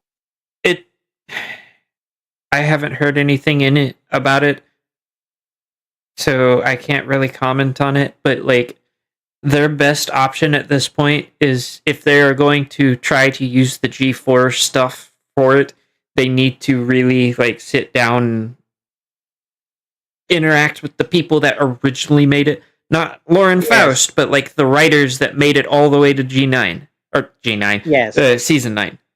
Yes. Exactly. Like Even they need to bring on some of the consult comic people. writers. Oh man, I would love to see some of the comic writing in the actual show. Holy crap. Like, Yeah, that would be nice. they have access to these amazing writers. They just need to like actually reach out. Reach out. Yeah. Yeah. And But I'm gonna be honest, and some people may not necessarily like this opinion, but don't let bronies do it. Like, yeah, please don't let the. You know what? Yeah, no, I fucking agree. Let me do it. Yeah.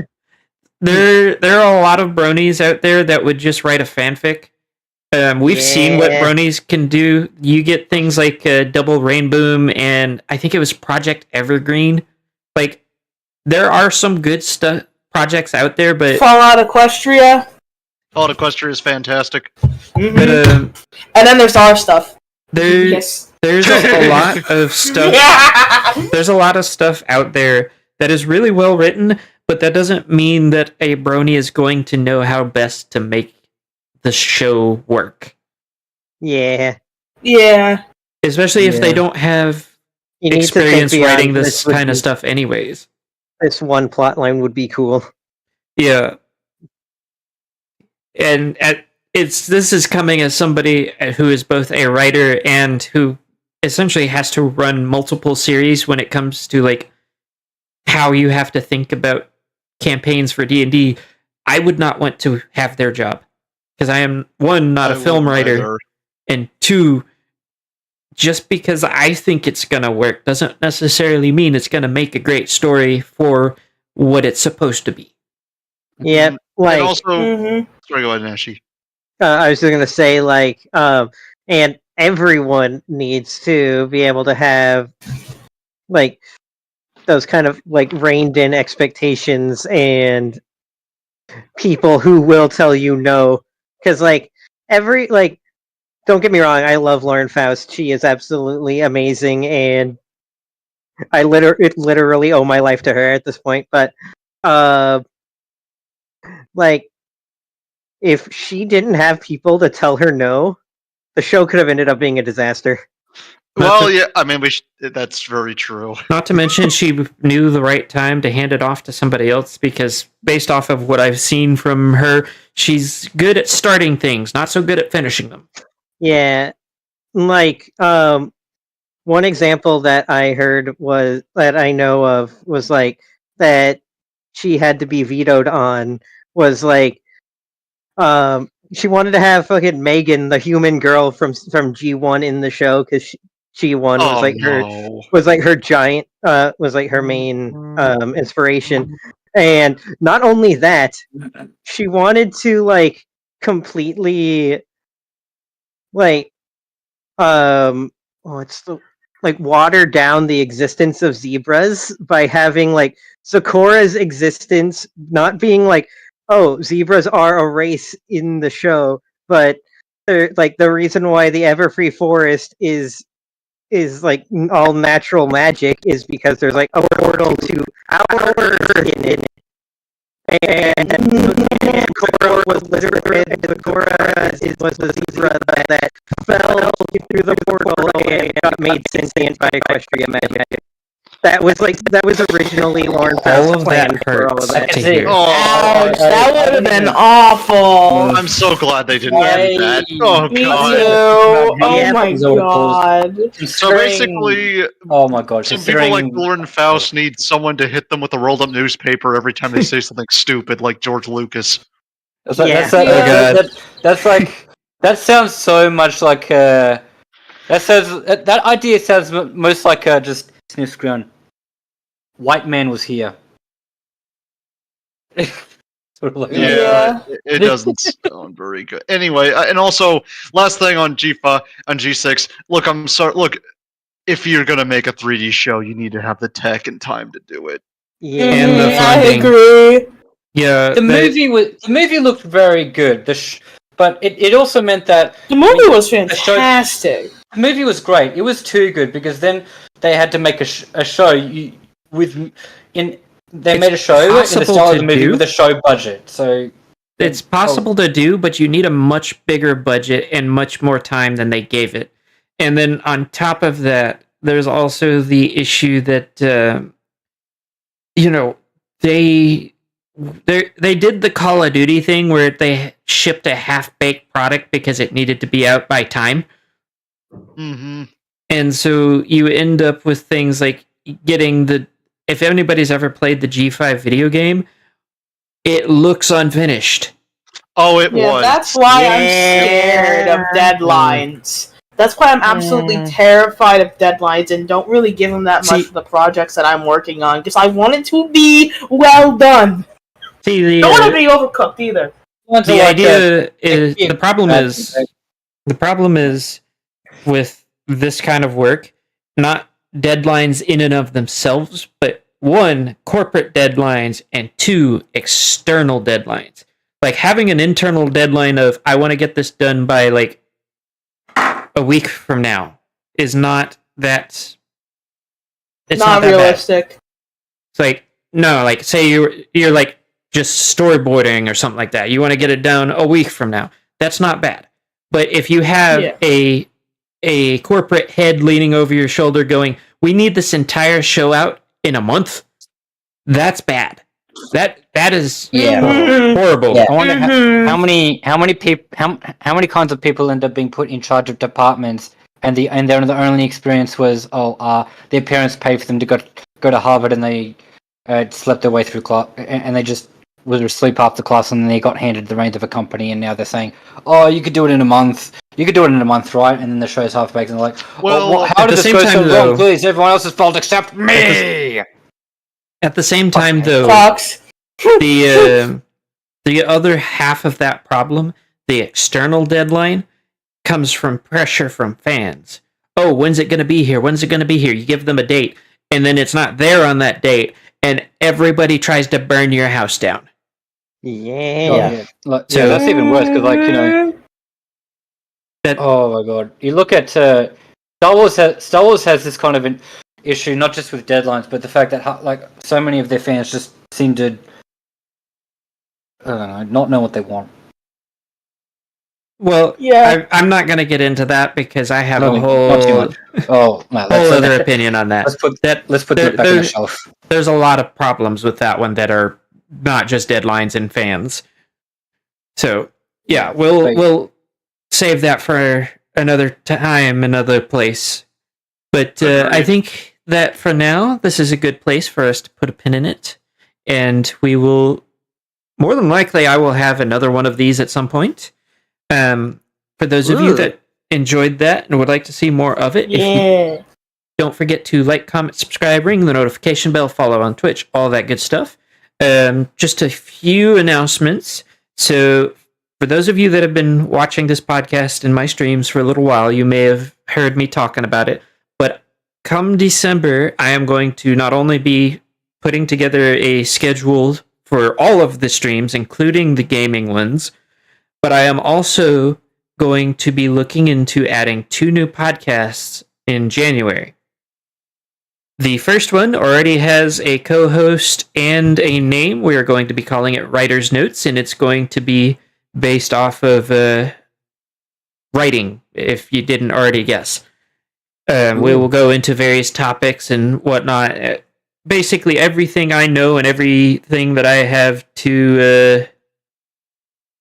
have to say about writing.